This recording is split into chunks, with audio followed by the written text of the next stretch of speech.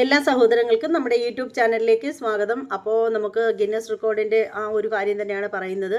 ഇത് പറഞ്ഞാൽ തീരില്ലേ എന്ന് ചോദിക്കുന്നവരടുത്ത് തീരില്ല. കാരണം ഞാനും ആ കൂട്ടത്തിലൊരു പാരൻ്റാണ്. അതുകൊണ്ട് തന്നെ തീരില്ല. വിഷമം അത്രത്തോളം ഉണ്ട്.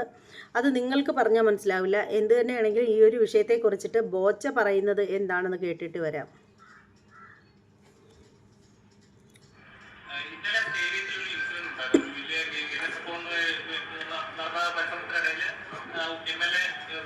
പരിക്കേൽക്കുകയും ചെയ്തു. പക്ഷേ സോഷ്യൽ മീഡിയയിൽ വാർത്തകൾക്ക് വന്നുകൊണ്ടിരിക്കുന്നത് ആ ഇൻസിഡന്റിന് ശേഷവും ആ പരിപാടി നടത്താൻ പാടുണ്ടായിരുന്നോ എന്നതിൽ ശരിക്കും താങ്കളുടെ അഭിപ്രായത്തിൽ എന്താണ്? പരിപാടി നടത്തിയത് ശരിയാണോ അതോ നടത്താൻ പാടില്ല? എന്റെ ഒരു ഇതനുസരിച്ചിട്ട് പരിക്ക് പറ്റിയവർ എത്രയും പെട്ടെന്ന് ഹോസ്പിറ്റലിൽ കൊണ്ടുപോയി നല്ല ചികിത്സ കൊടുക്കുക.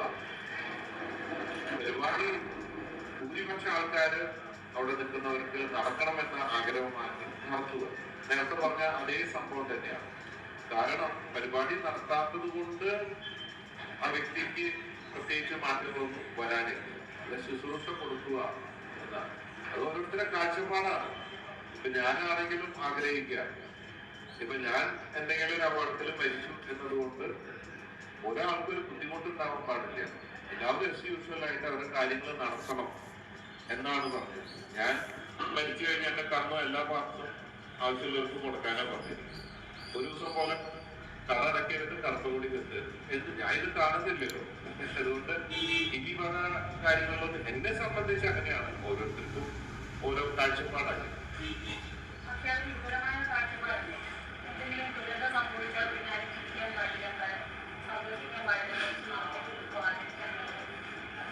അത് ഇപ്പൊ ഓരോ കാര്യത്തിൽ ഞാൻ ഒരുപാട് വർഷം മുമ്പ് നിങ്ങൾക്ക് ഓർമ്മയിലോട്ട് അറിയില്ല. ഞാൻ കോഴിക്കോടുള്ള സമയത്താണ് ഒരു ബസ് ആക്സിഡന്റ് ഉണ്ടായി, കോഴിക്കോട് തൃശ്ശൂർ റോഡില്. അപ്പൊ അതിലുള്ള ഒരു ന്യൂസ് കണ്ടത്, അതിനെ കുറിച്ചിട്ടുള്ള ഒരു സംസാരം. അതില് ഒരാളുടെ കാലൊടിഞ്ഞ് ബസ്സിൽ കിടന്ന് നിലവിളിക്കുക. അപ്പോ കുറച്ചു കഴിഞ്ഞപ്പോ ഇയാളുടെ കരച്ചിൽ നിന്നു. പുള്ളി നോക്കിയപ്പോ ഒരു കയ്യും കാലും ഒടിഞ്ഞ ആളെ കണ്ടപ്പോ അയാൾക്ക് തോന്നി ഇതാണ് ബെറ്റർ, അത്ര വലിയ പ്രശ്നമില്ലല്ലോ. അയാളുടെ കരച്ചിൽ നിന്നു, ചിരിച്ചു എന്നാ പറയുന്ന. ചിരിച്ചിട്ടുണ്ടാവില്ല, അയാളുടെ കരച്ചിൽ നിർത്തി ചിരിച്ചു എന്നുള്ള പ്രയോഗം. അപ്പോ നമ്മൾ പറയില്ലേ, ഒരു കണ്ണല്ലേ പോയുള്ളൂ, നിന്റെ രണ്ട് കണ്ണ് പോയല്ലോ എന്നാ. അത് ഓരോരുത്തരുടെ കാഴ്ചയാണ്. എന്നോർത്തിട്ട് ദുഃഖം ആചരിക്കുന്നതുകൊണ്ട് തെറ്റൊന്നുമില്ല. അതിപ്പോ ഓരോ രാജ്യത്തിന്റെയും വ്യക്തികളുടെ ഒക്കെ കൾച്ചറാണ്, ചിന്താഗതിയാണ്.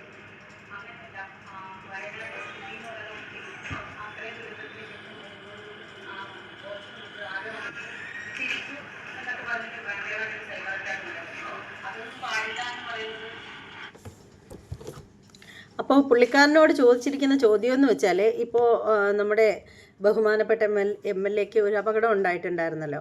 അപ്പോൾ അങ്ങനെ ഒരു സംഭവം ഉണ്ടായിട്ട് കൂടി അവിടെ ഈ ഒരു പരിപാടി നടത്തേണ്ടിയിരുന്നില്ല, അല്ലെങ്കിൽ നടത്തേണ്ടത് അനിവാര്യമായിരുന്നു എന്നുള്ള ചോദ്യമാണ് ചോദിക്കുന്നത്. അതുകൊണ്ട് എന്തെങ്കിലും പ്രശ്നമുണ്ടോ, എന്താണ് ബോച്ചയുടെ അഭിപ്രായം എന്നാണ് ചോദിച്ചിരിക്കുന്നത്. അപ്പോൾ ബോച്ച പറഞ്ഞിരിക്കുന്നതെന്ന് വെച്ചാൽ,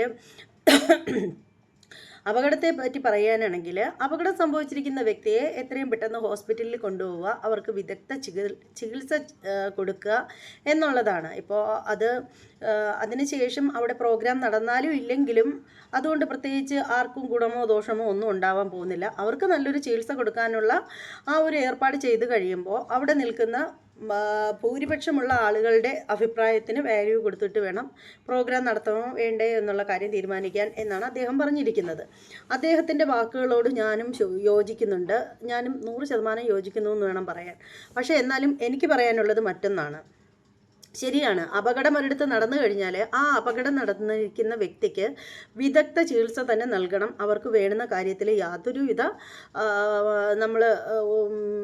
യാതൊരു തരത്തിലുള്ള ഊടായ്പും വിചാരിക്കാൻ പാടില്ല. പിന്നെ ഒരു കാര്യം എന്ന് വെച്ചാൽ, ഒരു പ്രോഗ്രാം, ഇപ്പോൾ ഒരു സ്കൂൾ പ്രോഗ്രാം ആണെങ്കിൽ, ഒരു ചെറിയൊരു കലോത്സവം ആണെങ്കിൽ നമുക്ക് അത് പിന്നത്തേക്ക് മാറ്റി വയ്ക്കാൻ പറ്റും. പക്ഷേ ഈ ഒരു ഷോ എന്ന് വെച്ചാൽ അങ്ങനെ മാറ്റി വയ്ക്കാൻ പറ്റില്ല. കാരണം എന്ന് വെച്ചാൽ, ഇത് വിദേശത്തു നിന്ന് വരെ, അതായത് പല സ്ഥലങ്ങളിൽ നിന്ന്, കേരളത്തിന് കേരളത്തിനകത്ത് മാത്രമല്ല മറ്റ് പല സംസ്ഥാനങ്ങളിൽ നിന്നും അവിടെ ചിലരൊക്കെ പറഞ്ഞറിഞ്ഞതെന്ന് പറഞ്ഞാൽ ശ്രീലങ്കയിൽ നിന്നും യൂറോപ്പിൽ നിന്നും വരെ ആളുകൾ വന്നു, മലയാളികളാവണം, വന്നിട്ടുണ്ടായിരുന്നു ഈ ഒരു ഷോയിൽ പങ്കെടുക്കാൻ എന്നാണ് അറിയാൻ സാധിച്ചത്. എനിക്കതിനെക്കുറിച്ചിട്ട് വ്യക്തമായിട്ടുള്ള ധാരണയൊന്നുമില്ല, ഇങ്ങനെയാണ് അറിയാൻ സാധിച്ചിട്ടുണ്ടായിരുന്നത്. അപ്പോൾ പല പല സ്ഥലങ്ങളിൽ നിന്നും വന്നിട്ടുണ്ടായിരുന്നു ആളുകൾ ഈ ഒരു ഷോയ്ക്ക് വേണ്ടിയിട്ട്. അപ്പോൾ ഇതും മനസ്സിൽ കണ്ടിട്ട് അവർ കുറേ നാളായിട്ട് ഇതിന് വേണ്ടിയിട്ട് പരിശ്രമിച്ച് അവരുടെയൊക്കെ ഊണും ഉറക്കവും മറ്റ് ജോലികളെല്ലാം മാറ്റി വെച്ചിട്ട് ഇതിൻ്റെ ആ ഒരു വർക്കുമായിട്ട് ഇങ്ങനെ ഒരു തപസ്യ പോലെ ഇരുന്ന ആളുകളാണ്.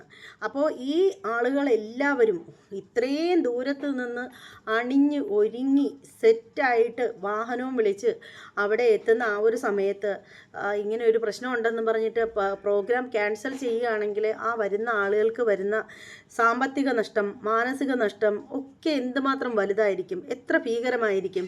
അത് മനസ്സിലാക്കണം എന്നുണ്ടെങ്കിൽ അവരിൽ ഒരാളായിട്ട് നിന്നാൽ മാത്രമേ അത് മനസ്സിലാവാൻ പറ്റത്തുള്ളൂ. അതുകൊണ്ട് തന്നെ ആ ഒരു വിഷയത്തിൽ ബോച്ച പറഞ്ഞത് വളരെ കറക്റ്റാണ്. ആ ഒരു കാര്യത്തിൽ 100% യോജിക്കുന്നുണ്ട് ഞാൻ. അപ്പോൾ എൻ്റെ ഒരു കാര്യം അത് കണക്കാണ്. നമ്മളിപ്പോൾ കലാകാരന്മാരെ സംബന്ധിച്ചിടത്തോളം പറയുന്നത് എന്താണെന്ന് വെച്ചാൽ ഒരുങ്ങിച്ചമഞ്ഞിരുന്ന് കഴിഞ്ഞാലും ഇനി നമുക്ക് ഏറ്റവും പ്രിയപ്പെട്ടവർ നമ്മളെ വിട്ട് പോയി എന്നുള്ള അറിവ് വന്നാൽ പോലും കരയരുത്, തളരരുത്. ആ ഒരു എന്താണ് നീ ചെയ്യാനായിട്ട്, എന്താണ് നിൻ്റെ കർമ്മത്തിൽ നീ ചെയ്യാനായിട്ട് ഇറങ്ങി വന്നത്, നീ അത് പൂർത്തീകരിച്ചതിന് ശേഷം മാത്രമേ പോകാവൂ എന്നാണ് പറയുന്നത് കലാകാരന്മാരെ സംബന്ധിച്ചിടത്തോളം. ഇപ്പോൾ അത്രത്തോളം ആത്മാർത്ഥതയുള്ള എത്ര കലാകാരികളുണ്ട് എന്നൊന്നും എനിക്കറിയില്ല, എന്നാലും കേട്ടിട്ടുള്ളതാണ്, കേട്ടറിവാണ് പറഞ്ഞത്. എന്തായാലും ഈ ഒരു പരിപാടി ഇത്ര ശോകമാകുമെന്ന് ഞാൻ കരുതിയതല്ല. എനിക്ക് ഈ ഒരു പരിപാടി ഇങ്ങനെ പോയതിൽ നല്ല വിഷമമുണ്ട്. കാരണം എൻ്റെ മോൾ കുറേ നേരം കൊണ്ട് എന്നോട് ചോദിക്കുന്നു, അമ്മ എനിക്ക് സർട്ടിഫിക്കറ്റ് കിട്ടില്ലേ എന്നൊക്കെ ചോദിക്കുന്നുണ്ട്. അതായത് ഞാൻ ചോദിക്കുകയാണ്, ഇത്രയും ആളുകളെ സാക്ഷിയാക്കിയിട്ട് ദിവ്യ ഉണ്ണി എന്ന് പറയുന്ന ആ ഒരു താരത്തിന് അവർ ആ ഒരു ഗിന്നസ് റെക്കോർഡിൻ്റെ ആ ഒരു സർട്ടിഫിക്കറ്റ് നൽകുമ്പോൾ എന്തിനായിരുന്നു? സത്യം പറഞ്ഞാൽ അവരത് അർഹിക്കുന്നില്ല. എൻ്റെ ഒരു അഭിപ്രായത്തിൽ അർഹിക്കുന്നില്ല. കാരണം ആ ഒരു ഡാൻസ് കൊറിയോഗ്രാഫി ചെയ്തത് അവരാണ്. അവർ കൊറിയോഗ്രാഫി ചെയ്ത ഡാൻസ് ഓൾറെഡി അവിടെ അത്രയും കുട്ടികളെ മുമ്പിൽ വെച്ച് അവർ കളിക്കുമ്പോൾ അവർക്ക് അത് കൊടുക്കേണ്ട ഒരു ആവശ്യം ഉണ്ടായിരുന്നില്ല. കാരണം അവർ ഒരു ഗുരുനാഥയാണ്, അവരൊരു നൃത്ത അധ്യാപികയാണ്. അവരൊരു സ്റ്റുഡൻ്റ് അല്ല. അന്ന് ഇവർ അറിയിച്ചത് പ്രകാരം നമ്മൾ മനസ്സിലാക്കിയിരിക്കുന്നത് എങ്ങനെയെന്ന് വെച്ചാൽ ഒരു നൃത്ത അധ്യാപികയുടെ കീഴിൽ അല്ലെങ്കിൽ ഒരു ഗുരുനാഥൻ്റെ കീഴിൽ നൃത്തം അഭ്യസിക്കുന്ന കുട്ടികളാണ് അവിടെ പ്രോഗ്രാമിൽ പങ്കെടുക്കേണ്ടത്. ഈ ഒരു പ്രോഗ്രാമിൽ പങ്കെടുക്കുന്നതിനുള്ള ആ ഒരു അതിൻ്റെ ആ ഒരു രജിസ്ട്രേഷനും സംഭവങ്ങളൊക്കെ പൂർത്തിയാക്കുന്നത് ഒരു ഗുരുനാഥ വഴി ആകണം എന്നൊക്കെയാണ് പറഞ്ഞത്. അപ്പോൾ അങ്ങനെ വെച്ച് നോക്കിയാലും ദിവ്യ ഉണ്ണി ഈ ഒരു ഷോയുടെ ഗുരുനാഥ മാത്രമേ ആവുന്നുള്ളൂ. കാരണം പുള്ളിക്കാരത്തിയാണ് ഈ ഒരു സോങ് ചിട്ടപ്പെടുത്തിയിരിക്കുന്നത്. ഈ ഒരു സോങ്ങിന് ചുവടൊക്കെ സെറ്റ് ചെയ്ത് വെച്ചിരിക്കുന്ന, കൊറിയോഗ്രാഫി ചെയ്തിരിക്കുന്നത് ദിവ്യ ഉണ്ണിയാണ്. ശരിക്കും പറയുകയാണെങ്കിൽ മറ്റുള്ള കുട്ടികളെ ഫൂളാക്കിയിട്ട് ദിവ്യ ഉണ്ണിക്ക് വേണ്ടിയിട്ട് ഒരു ഗിന്നസ് റെക്കോർഡ് കൊടുക്കണമായിരുന്നു. അതാണ് അവിടെ സംഭവിച്ചത്. പക്ഷെ അങ്ങനെയാണെങ്കിൽ പോലും എന്തിനായിരുന്നു ഇത്രയും കുട്ടികളെ കയ്യിൽ നിന്ന് ഇത്രയേറെ പൈസ അവർ മേടിച്ചത്? ഈ കുട്ടികൾക്കൊക്കെ ഗിന്നസ് റെക്കോർഡിൻ്റെ സർട്ടിഫിക്കറ്റ് കിട്ടും എന്നൊക്കെ പറഞ്ഞിട്ട് ശരിക്കും ഞങ്ങളൊക്കെ വിചാരിച്ചതെന്ന് വെച്ചാൽ ഇത് വലിയൊരു കോമ്പറ്റീഷനാണ് എന്നാണ് വിചാരിച്ചത്. കാരണം കൊറോണ സമയത്തായിരുന്നുവെങ്കിലും വേൾഡ് റെക്കോർഡിൻ്റെയൊക്കെ എന്ന് വെച്ചാൽ വളരെ കോമ്പറ്റീഷൻ തന്നെയായിരുന്നു. അതെന്ന് വെച്ചാൽ ഞങ്ങളറിയാൻ സാധിച്ചതെന്ന് വെച്ചാൽ ഈ Asia record, India book of റെക്കോർഡൊക്കെ കിട്ടിയ കുട്ടികളിൽ നിന്നും ആണ് വേൾഡ് റെക്കോർഡിലേക്കുള്ള പിള്ളേർക്ക് നമ്മൾ കൊടുത്തത്. ആ കുട്ടികളുടെ ആ മത്സരത്തിൽ നിന്ന് തന്നെ വേൾഡ് റെക്കോർഡിന് സെലക്ട് ചെയ്തതെന്ന് വെച്ചാൽ ആ ഒരു മത്സരത്തിൽ നിന്ന് തന്നെ 1000 പേരെയും മറ്റുമാണ് എത്രയോ 10,000 കണക്കിന് ആളുകൾ പങ്കെടുത്ത ആ ഒരു ഷോയിൽ വെറും 1000 പേരിനകത്ത് മാത്രമാണ് കുട്ടികളെ തിരഞ്ഞെടുത്തിട്ടുണ്ടായിരുന്നത് വേൾഡ് റെക്കോർഡിൽ. അപ്പോൾ ഇതും അങ്ങനെ ആവുമെന്നാണ് ഞാൻ കരുതിയിട്ടുണ്ടായിരുന്നത്. ഇത് 12,000 പേര് പങ്കെടുത്ത ഈ ഷോയിൽ 1000 പേര് പോലും ഔട്ടായില്ല. എല്ലാവരും പങ്കെടുത്തു, എല്ലാവർക്കും കിട്ടിയെന്ന് പറയുമ്പോൾ അതെന്തൊരു ഔചിത്യബോധമാണ്, അതെന്ത് മത്സരമാണ്. സ്കൂൾ കോമ്പറ്റീഷൻ പോലും ഇതിനേക്കാളും ഭീകരമാണ്. ഇത് ഇത് എല്ലാവരും കൂടി ഇങ്ങനെ വന്ന് കളിക്കുന്നു. ദിവ്യ ഉണ്ണിക്ക് ഇത് അവർക്ക് കൊടുക്കണമായിരുന്നു. അവരത് ഭംഗിയായിട്ട് കൊടുത്തു. ബാക്കിയുള്ളവരെയൊക്കെ വെറും മണ്ടന്മാരാക്കി ചെവിയിൽ ചെമ്പരത്തിപ്പൂവും കയറ്റി വെച്ചങ്ങ് വിട്ടു. ഊക്കി വിട്ടു എന്ന് പറയും ഇപ്പോഴത്തെ പിള്ളേരുടെ ഭാഷയിൽ പറയുകയാണെങ്കിൽ. നല്ല വൃത്തിയായിട്ട് നല്ല വൃത്തിക്ക് ഊക്കി വിട്ടു. പിന്നെ ഒന്നുകൂടി പറയുകയാണെങ്കിൽ എന്തൊക്കെയാണ് ഈ കൊച്ചു കേരളത്തിൽ നടക്കുന്നത് അല്ലേ? അങ്ങനെയൊക്കെ നടക്കൂ. കാരണം ഭരണചക്രം തിരിക്കുന്നത് അത്തരത്തിലല്ലേ. എന്തായാലും വല്ലാത്ത സങ്കടമായിപ്പോയി. നിരാശയുടെ ടെൻഷൻ മാറുന്നില്ല.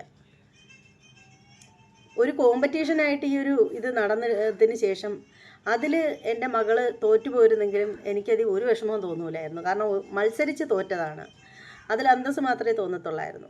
ഇത് വെറുതെ ചുമ്മാതെ പോയി കളിച്ചിങ്ങ് പോന്നു, അത്രയേ ഉള്ളൂ. അപ്പോൾ ഇല്ല പട്ടി ചന്തയ്ക്ക് പോയി എന്നൊക്കെ പണ്ടുള്ളവർ പറയുമല്ലോ, അതുപോലെ അതൊരു വിഷമം, ഒരു നാണക്കേട്, അല്ലാണ്ട് വേറൊന്നുമല്ല.